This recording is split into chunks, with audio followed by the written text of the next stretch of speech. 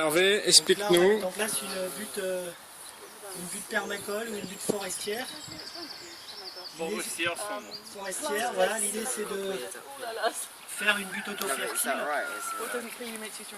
On a creusé à peu près 30 et 40 cm.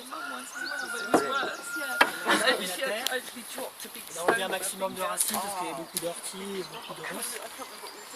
Et puis là on est en train de mettre du bois qui est assez humide.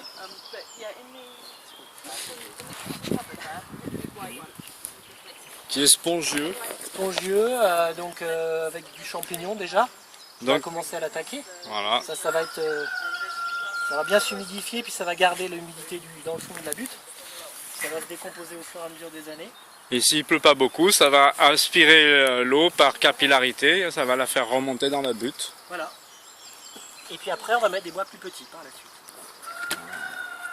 Voilà. Tu peux arrêter. Alors première étape, on est en train de finir de mettre le bois, il y en a plus qu'il y a quelques minutes. On a fait ça ce matin, on était 4 ou 5, on a enlevé un tas de terre avec Gerhard, avec Louise, le jeune homme, Jacob, Ben, Hervé et moi. Bon voilà, je suis là, je filme. Et donc Hervé nous explique maintenant qu'on va mettre un peu de terre, qu'on va tasser, on va danser sur les bouts de bois pour la faire rentrer un peu dans les petits coins. Et on boit un coup de jus de pomme naturel qui a été fait à la manière naturelle, on va dire. Donc là, on remet un petit peu de terre et on va aussi mettre quelques pelletées de compost.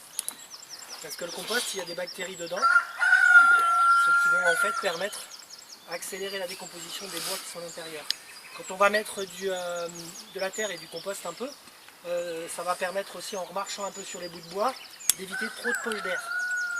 Parce que quand il y a trop de poches d'air, les bactéries elles ne peuvent pas vivre. Donc il y a des bactéries qui vivent sans air, mais d'autres qui vivent avec de l'air. Et là du coup l'idée, toutes les bactéries qui vont travailler à décomposer les bois, c'est qu'elles aient un petit peu moins d'endroits de poches d'air pour pouvoir mieux travailler. Donc il y aura toujours de l'oxygène qui va circuler à l'intérieur, mais l'idée c'est de remettre un mélange terre et compost. Et puis après on passera à une autre étape qui est du bois un peu plus fin. Les brindilles. Les brindilles, enfin le tas de bois qui est derrière, là, le bois qui est déjà un petit peu sec, qu'on va casser et qu'on va remettre par-dessus. Et après on prendra... Voilà, et puis après on reprendra tout à l'heure avec les déchets verts. Voilà.